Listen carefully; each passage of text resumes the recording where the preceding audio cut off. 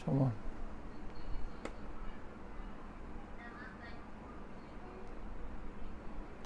InsyaAllah.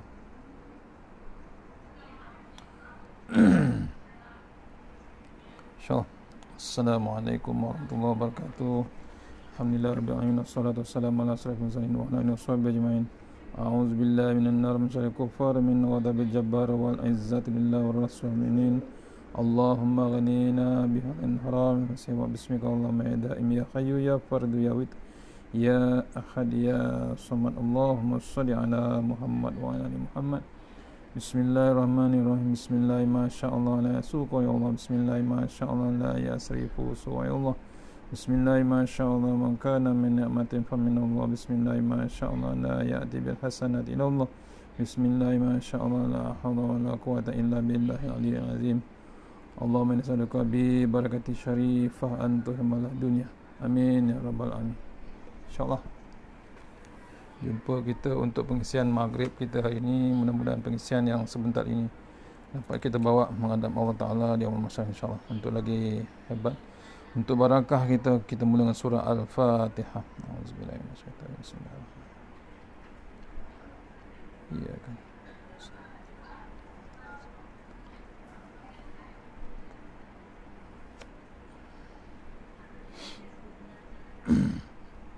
InsyaAllah sama-sama kita share.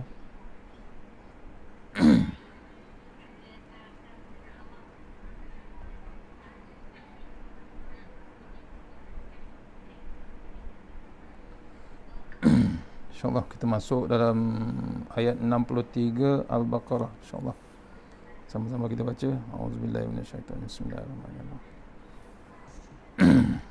Ayat 63 Al-Baqarah, muka surat 167, insyaAllah. 167, insyaAllah. Ayat 63 mewakili maksud Allah SWT menyuruh Bani Israel berpegang teguh kepada janji mereka. Ayat ni diwakilkan, diringkaskan, dia punya maksudnya ialah untuk maksud Allah Subhanahu Wa Taala menyuruh Bani Israel berpegang teguh kepada janji mereka. A'udzubillahi minasyaitonirrajim. Sama-sama kita baca. Wa iz akhazna mitsaqakum wa rafa'na fawqakumut tur. Fawqakumut tura khuzu ma atainakum biquwwatin wazkuru ma fihi la'allakum tatafakkarun tattaqun. Sadaqallahul azim. Maksudnya ingatlah ketika kami mengambil janji kamu dan kami angkat gunung Sinai di atasmu, yakni seraya berfirman, berpegang teguhlah kepada dengan apa yang telah kami berikan kepadamu dan ingatlah apa yang ada di dalamnya agar kamu bertakwa. Diingatkan kaum Bani Israel. Allah SWT ingatkan mereka dalam Al-Baqarah ayat 63. Ayat 63 Allah ingatkan Bani Israel ketika Allah mengambil janji daripada Bani Israel diangkat, dan Allah angkat gunung Sinai di atasmu seraya berfirman, berpegang teguhlah dengan apa yang telah kami berikan kepadamu dan ingatlah apa yang ada di dalamnya agar kamu bertakwa. Itu maksudnya, ya.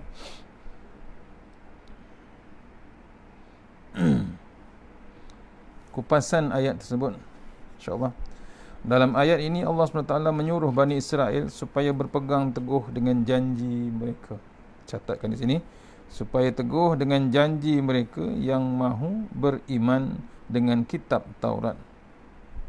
Sesungguhnya peringatan Allah SWT kepada Bani Israel ini bukan sekadar peringatan kepada mereka sahaja, akan tetapi juga kepada kita apabila Al-Quran diturunkan.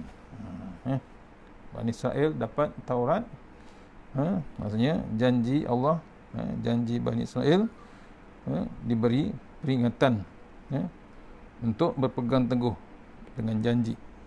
Kemudian pastikan beriman dengan kitab Taurat Bani Israel. Allah pegang janji tersebut. Sesungguhnya peringatan Allah Ta'ala pada Bani Israel ini bukan sekadar peringatan kepada mereka. Ini kesannya kepada kita juga. Kesannya pada kaitan kepada kita sendiri yang sekarang berpegang teguh dengan Al-Quran. Kita sedang baca ni. Kita tidak boleh tangguh. Cari jalan untuk mengetahui Al-Quran, ilmu. Pasal apa? Kita nak terus kebajikan, kita nak terus beribadah. Bila nak beribadah, pastikan kita ada 4. Yang pertama ilmu, yang kedua niat, yang ketiga sabar, yang keempat tulus ikhlas. Yang paling penting ilmu ni dalam Al-Quran.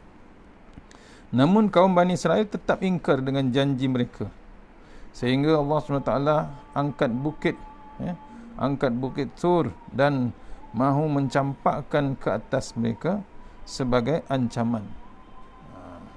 Maksud Isyak. Gunung itu pula seakan-akan telah tersedia untuk dijatuhkan di atas kepala mereka.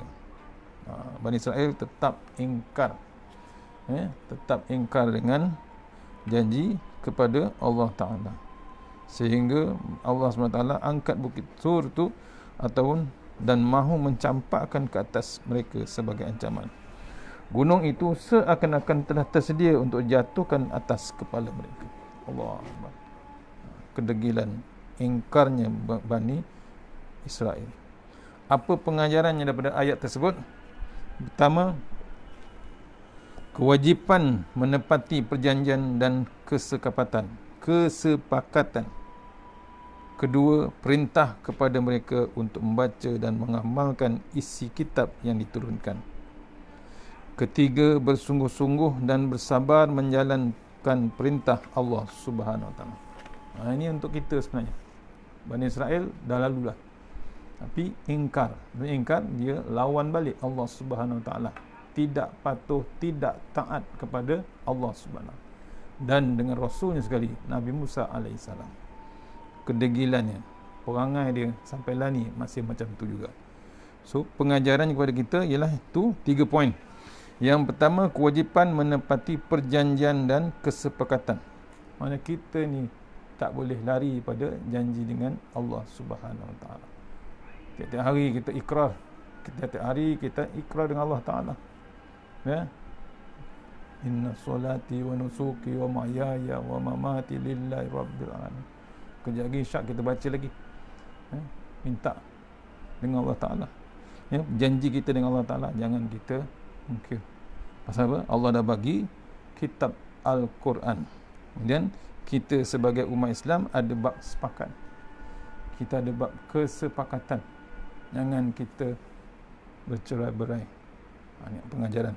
Jangan kita bercerai-berai dalam Islam. Cerai-berai habis akan dipijak-pijak orang nanti. Bersatu, kita kena bersatu dalam Islam. Pasal apa? Tuhan yang sama, kitab yang sama, Nabi yang sama, tak ada lain. Poin yang kedua, perintah kepada mereka untuk membaca dan mengamalkan isi kitab yang diturunkan. Ni yang kita tengah mengaji. Dan mengajikan dah masuk dalam juzuk ke-6 My Quran Time. Kita bawa juzuk pertama untuk ulang talik nota-nota yang dicatatkan. Kita terus cari jalan untuk membaca Al-Quran, kemudian mengamalkan dia. Baca, amal tetap kita amalkan. Jangan ditangguh, jangan dibiarkan. Niaga, kerja. Quran, janganlah, sayangkanlah Al-Quran. Dengan keadaan semasa ni, kita tak tahu bilanya berhentinya COVID. Hari ni naik balik 900 lebih. Nampak? Kita tak tahu. Semalam di Turki, Allah Akbar tuan-tuan, itu nak menunjukkan peringatan Allah Ta'ala di mana saja. Di Europe boleh, di Asia boleh. Sekarang COVID seluruh dunia. Tengah-tengah COVID, gempa bumi pula, ada pula tsunami, runtuh hampir 20 buah bangunan. Hanya kena renung kita, Allah nak buat macam-macam tentera dia boleh datang. Hanya jangan kita Jangan kita mengundang kemurkaan Allah Subhanahu Wa Taala. Ya, hanya be fair pun kita buat sifat ada pertimbangan kita dengan Allah Taala. Jangan langsung tak ada malu dengan Allah Taala. Jangan dibiarkan kita seronok dengan nikmat dunia, kita terlupa kitab Allah Subhanahu Wa Taala. Kita terlupa yang susah, kita terlupa pada yang memerlukan. Ni perintah pada mereka, baca. Bila baca Quran dipasakkan hati kita dengan Al-Quran, kemudian kita amalkan apa yang ada dalam isi Al-Quran tersebut. Bersungguh-sungguh dan bersabar menjalankan perintah Allah SWT. Nah, dipesan juga bila mengaji Quran, kita tahu bab menyungguh. Macam mana kita menyungguh kerja, macam mana kita menyungguh bekerja, berniaga, berusaha cari rezeki, tapi dengan Allah Ta'ala lebihkan sungguhan kita. Apa yang kita cari di dunia memang sedap, memang mewah, tapi kadang-kadang kita terlupa. Yang mewah tu kadang-kadang melaraukan kita. Cari jalan yang paling hebat, bekal kita di sana. Bekal kita di sana pasakkan dalam hati kita. Yang utama Quran. Adakan masa dengan Al-Quran. Maksudnya ada masa dengan Quran, ada masa untuk Allah Ta'ala. Tak ada masa dengan Quran, tunggu Yasin, tunggu mati. Jangan, tak tentu lagi. Itu 3 poin. Wajib menepati perjanjian dan kesepakatan. Yang kedua, pengajaran ayat ini perintah kepada mereka untuk membaca dan mengamalkan isi kitab dan yang diturunkan. Kemudian yang ketiga, poin yang ketiga, bersungguh-sungguh dan bersabar menjalankan perintah Allah. Sungguh-sungguh satu, sabar. Sabar maksudnya sabar apa benda yang berlaku. Mengaji, sabar. Sembahyang pun sabar. Dalam sembahyang pun ada sabar. Kita bangun dari rukuk, sami Allahu liman hamidah, Rabbana lakal hamd. Berhenti sekejap. Itu dipanggil tamanina. Sabar. Jangan kita gelojoh sembahyang, tak sampai 2 minit dah siap 4 rakaat. Kemananya Allah? Kemananya kita fokus dengan Allah? Kemana hati kita? Kemana solat tu? Keberadaan hati kita waktu solat kemana sebenarnya? Daripada takbir sampailah salam. Cuba renung. Saya dah bagi itu 16 kelebihan solat, 16 juga kesempurnaan solat. InsyaAllah nanti saya ulang lagi kalau ada masa. Terus pada ayat yang ke-64. Ayat 64 ni, Bani Israel yang tetap ingkar akan janji mereka. Ini dimaksudkan ayat 64. Kita tengok, auzubillahi minasyaitonirrajim, summa tawallaitum min ba'di zalik falaula fadlullahi alaikum wa rahmatuhu lakuntum minal khasirin. Sadaqallahul azim. Maksudnya, kemudian setelah itu kamu berpaling, maka sekiranya bukan kerana kurniaan Allah dan rahmatnya padamu, pasti kamu termasuk golongan yang rugi, golongan orang yang rugi. Al-Baqarah ayat 64. Saya ulang balik. Setelah itu kamu berpaling, maka sekiranya bukan kerana kurniaan Allah dan rahmatnya kepadamu, pasti kamu termasuk golongan orang yang rugi. Maksudnya orang yang berpaling dengan Allah Ta'ala pasti akan rugi.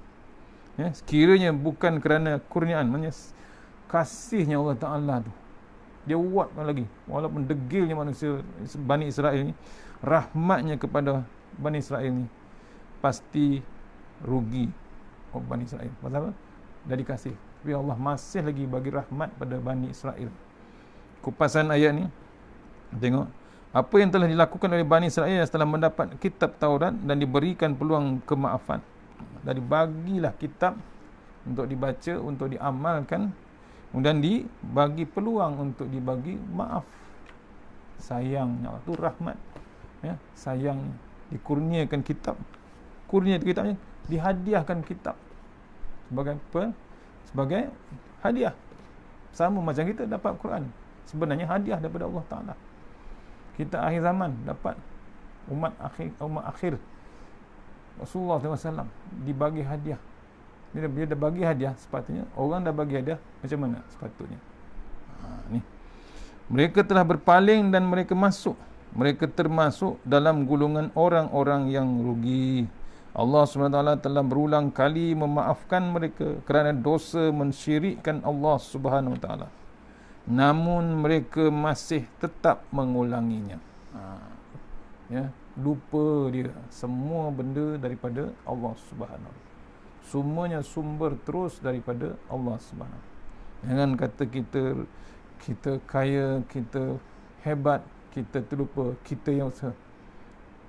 Kadang-kadang orang boleh tercakap, aku yang usahakan, aku yang mula, aku yang rajin, aku yang berusaha hebat, akulah yang hebat. Silap besar. Ya, kalau dia kata dia designer, saya lah design tu, saya yang design rumah hebat tu, saya yang hebat. Silap besar. Dia terlupa yang maha hebat. Kalau dia doktor, dia kata dia yang buat, dia yang design ubat, dia yang memulihkan sakit. Silap besar. Ya, yang bagi pulih, yang bagi sihat, semuanya datang daripada Allah Ta'ala. Dia cuma berusaha saja. Tu. Jangan perasan lebih. Tu. Jadi macam orang Yahudi atau Bani Israel, Allah telah berulang kali memaafkan mereka kerana dosa mensyirikkan Allah SWT. Namun mereka masih tetap mengulanginya. Kedegilan yang amat sangat Bani Israel. Terus kita masuk ayat 65-66, insyaAllah. Kita sampai 8.30, insyaAllah. Ayat 65-66, golongan yang ingkar disumpah menjadi kera. Allah Akbar. Ni. Ini paling dahsyat. A'udzubillahi minasyaitonirrajim. Walaqad alimtumul ladzina tadaw minkum fis sabt fakulna lahum kunu qiradatan khasiin faja'alnaha nakalan lima baina yadayha wa ma khalfaha wa mau'izatan lil muttaqin. Ayat 64, 66 hingga 65. Sadaqallahul azim.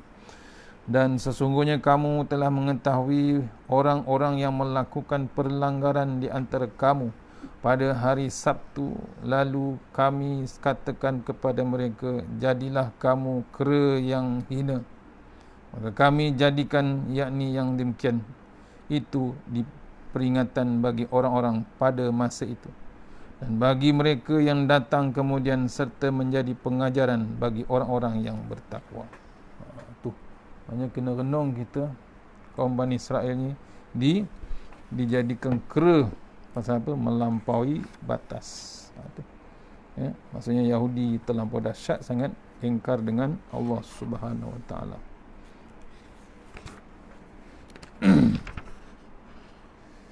Kalau saya baca dalam tafsir Ibnu Katsir, ya, Ibnu Abi Hatim meriwayatkan dari Abdullah bin Abbas radhiyallahu anhu kata, sesungguhnya orang-orang yang melanggar peraturan daripada hari Sabtu, mereka dikutuk menjadi kera selama beberapa saat, kemudian mereka pun binasa. Tidak ada keturunan bagi kera-kera kutukan ini.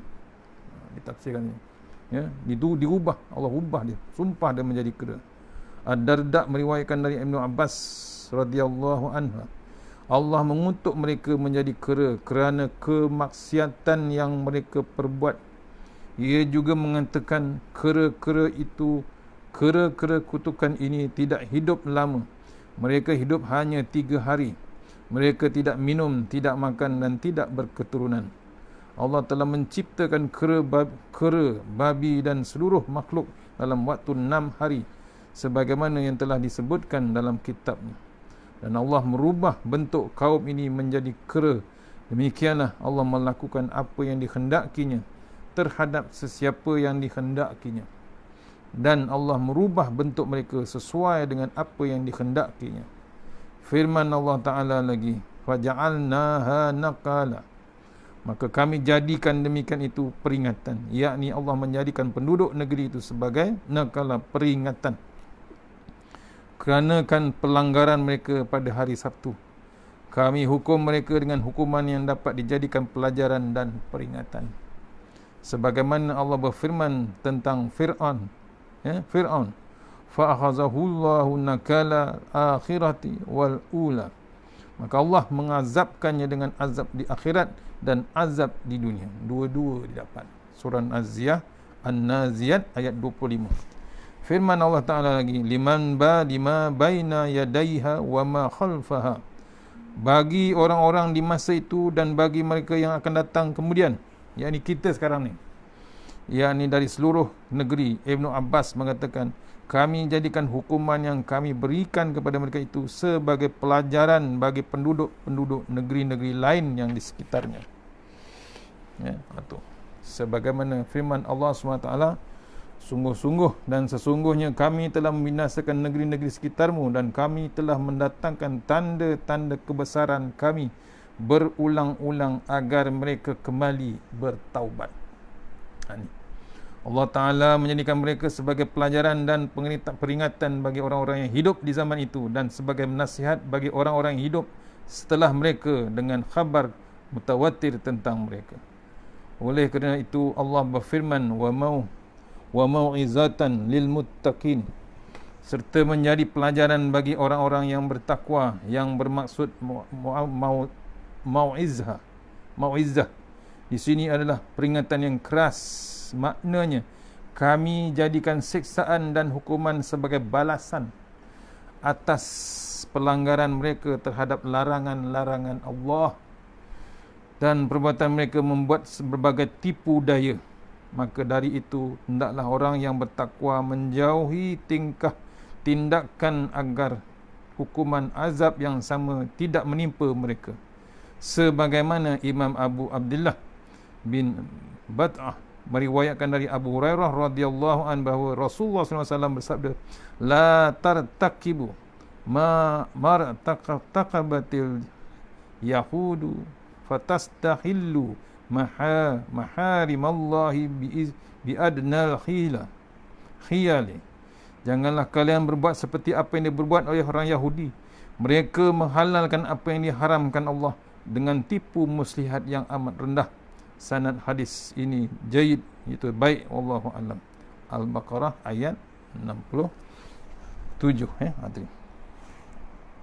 65 66. Tu cerita macam mana perangai Yahudi sampai Allah sumpah dia kedali ke. Kita kupas balik, tadi kita baca tafsiran ya. Ayat 65 66 ni menjelaskan tentang sikap akhlak keingkaran Bani Israel. Bani Israel terlampau hebat. Mereka sentiasa mempunyai helah dalam syariat, bahkan sentiasa cari jalan dan peluang bagaimana untuk tidak taat kepada syariat, hukum-hukum Allah Ta'ala. Sekarang pun ada, sekarang perangai itu masih ada. Nak mengelak ataupun nak mengelak ya, perangai nak mengelak daripada hukum Allah Subhanahu Wa Ta'ala. Padahal baca dah, zalikal kitabul la raiba fihi hudal lil muttaqin. Sadaqallahu azim. Nak jadi orang bertakwa tak ada lain, kitab Allah juga kita rujuk. Antara kisah yang berlaku tentang satu golongan nelayan yang telah menangkap ikan, ini cerita hari Sabtu ya. Kisah ini ada disebut juga dalam surah Al-A'raf ayat 163. Mereka telah diperintahkan oleh Tuhan untuk tidak berbuat apa-apa kerja pada hari itu kerana ia adalah hari untuk beribadat. Namun larangan Allah SWT bukan sekadar larangan, kerana ia juga sertai ujian, di mana pada hari itu jugalah terdapat banyaknya ikan yang timbul di permukaan laut. Hal itu menyebabkan para nelayan menjadi tidak senang duduk dan akhirnya melanggar larangan kerana merasakan itulah peluang mereka mendapatkan wang yang banyak. Jadi apa yang mereka telah lakukan, mereka membuat jerat pada hari Jumaat supaya ikan-ikan masuk jerat itu pada hari Sabtu, dan mereka akan mengangkat ikan tersebut pada hari Ahad. Bila mereka berbuat begitu, sebenarnya mereka hendak membuat helah dan menipu Allah Subhanahu Wa Ta'ala. Allah nak ditipunya. Allah. Disebabkan kedegilan mereka itu, akhirnya mereka disumpah dan bertukar menjadi kera yang hina. Mereka saling tidak mengenali antara satu sama lain dan menangis dengan azab Allah Subhanahu Wa Ta'ala yang diturunkan. Walau bagaimanapun kaum Bani Israel tetap tidak mengakui akan peristiwa itu dan telah menyembunyikan Namun Allah Subhanahu Wa Taala menjadikan peristiwa tersebut sebagai pengajaran kepada semua, termasuklah kita yang masih ada hari ini. Kalau Allah nak buat, memang boleh buat. Cuma kita nak cabar atau tidak dengan Allah Taala. Jangan kita sampai mencabar, sampai mengundang kemurkaan Allah Taala. Pujuk hati kita. Jangan nak menipu satu-satu benda. Jangan menipu. Ini dia menipu, jadi nelayan nak meniaga, nak untung banyak, nak menipu, bukan tipu manusia, tipu Allah Subhanahu Wa Taala. Allah ditipu ni. Nampak Bani Israel punya hebat, tuan-tuan. Kita jangan meniaga bahasa mana pun, berdagang bahasa mana pun, Allah tetap cari sampai lubang cacing, kata bahasa Melayu. Dalam satu kitab lama diceritakan orang yang meniaga gandum, mati dalam perjalanan ke Mekah, ditanam, digali lubang liang lahat dia, timbul ular. Gali lagi, ular. Gali lagi, ada ular. Akhirnya kata ulama, tanam mana saja pun dia tetap akan jumpa ular dalam liang lahat. Tanam juga, kebumikan juga. Dihantar barangan kepada isterinya, ditanya isterinya, apa amalan suamimu sewaktu dia hidup? Suami ni meniaga gandum. Suami ini meniaga gandum, katalah dia jual sekilo gandum, dia akan ambil segenggam gandum, 200 gram ke 250 gram. Berat segenggam gandum tu digantikan dengan tangkai yang kosong untuk cover jadi 1 kilo balik. Contohnya, tipu dalam timbangan meniaga. Bukan besar, bukan 1 juta, 1 genggam aja untuk dia makan harian dia. Berat tu digantikan tangkai yang kosong. Maksudnya gandum tu tak sepenuh sekilo. Ada berat yang ditipu dengan, di cover dengan tangkai yang kosong. Jadi sekilo juga, tapi tak semuanya 100% gandum. Allah hantar ular dalam liang lahat. Maksudnya kita pesan pada sahabat-sahabat yang berniaga, tak kira berniaga apa, ini bukan saya kata, ini kitab tulis, ini kitab tunjukkan dalil yang hebat daripada Allah Ta'ala. Maksudnya berniaga, betul kita bersungguh-sungguh, tapi cari yang sebenar-benarnya, sempurna, takut dengan Allah Subhanahu Wa Ta'ala. Pastikan kita adil, pastikan kita adil dalam timbangan kita, pastikan harga kita sebenar-benarnya, harga yang sebenar. Jangan melampaui batas, ataupun jangan sampai terkena pada orang lain, menindas orang lain dan macam-macam. Pastikan halal yang sebenar-benarnya. Walau bagaimanapun kaum Bani Israel tidak mengakui akan peristiwa ini dan sembunyikan, namun Allah tetap jadikan peristiwa ini sebagai pengajaran kepada semua, termasuklah kita dengan yang lain pada masa datang. Sikit lagi pengajaran yang dia dapat pada ayat ni ialah 3 poin. Pertama, haram melakukan alasan-alasan untuk menghalalkan sesuatu yang diharamkan. Jangan kita buat fatwa sendiri. Contohnya berniaga. Jangan suka-suka kita buat fatwa sendiri untuk menghalalkan yang sebenarnya haram. Contohnya riba. Yang kedua, buruknya kesuluhan orang-orang yang berbuat alasan-alasan dan melampaui batas. Balasannya hebat. Pasal apa? Buruknya kesudahan. Hujung dia tu. Awal manis. Macam niaga, awalnya untung banyak. Manis, memang manis. Mewah, nikmat hebat. Tapi kena ingat, hujung tu kita akan tempuh. Akhir sekali, jangan permainkan hukum dan ketentuan Allah Subhanahu Wa Ta'ala. Poin yang ketiga, jangan kita petikaikan hukum Allah Ta'ala, jangan kita mainkan hukum Allah Ta'ala dan ketentuan Allah Ta'ala. Yang hak tetap yang hak, yang halal tetap halal, yang haram tetap haram. InsyaAllah takat tukut malam ni, mudah-mudahan pengisian malam ni kita dapat bawa menghadap Allah Ta'ala nanti, adalah bekalan kita. Kita takut dengan Allah sebenar-benarnya, dengan peringatan semasa sekarang ni, dengan ingatan Al-Quran, dengan amalan Quran kita. Mudah-mudahan kita dapat masuk syurga hujung akhirnya. Biar pahit sekarang, tapi hujungnya manis, insyaAllah. Mana yang baik daripada Allah SWT, yang terbaik terus daripada Allah Ta'ala. Mudah-mudahan pengisian malam ni dapat kita bawa ke akhirat, insyaAllah. Kita sudahi surah Al-Fatihah. Auzubillahi minasyaitanir rajim. Bismillah. Alhamdulillah. Iyyaka na'budu wa iyyaka nasta'in. Shiratal ladzina an'amta 'alaihim ghairil maghdubi 'alaihim waladdallin. Auzubillahi minasyaitanir rajim. Bismillahirrahmanirrahim. Alhamdulillah. Allahumma tawwil a'marana wa sahih ajsadana wa nawwir qulubana wa sabbit imanana wa ahsin a'malana wa wasi' arzaqana wa ilal khairi qaribana wa ani syarri amrina wa hdina wa dina fid din wa dunya wal akhirah. Ya Allah, panjangkanlah umur kami, sihatkan badan kami, terangkan hati kami, tetapkan iman kami, elokkan amalan kami, luaskan rezeki kami, dekatkan kami kepada kebajikan, jauhkan kami daripada kejahatan, tunaikan hajat kami. Bismillahirrahmanirrahim. Bismillah, masyaallah, la yasuqu ya Allah. Bismillah, masyaallah, la yasrifu su'a ya Allah. Bismillah, masyaallah, man kana min namatin fa min Allah. Bismillah, masyaallah, la ya'ti bil hasanati illa Allah.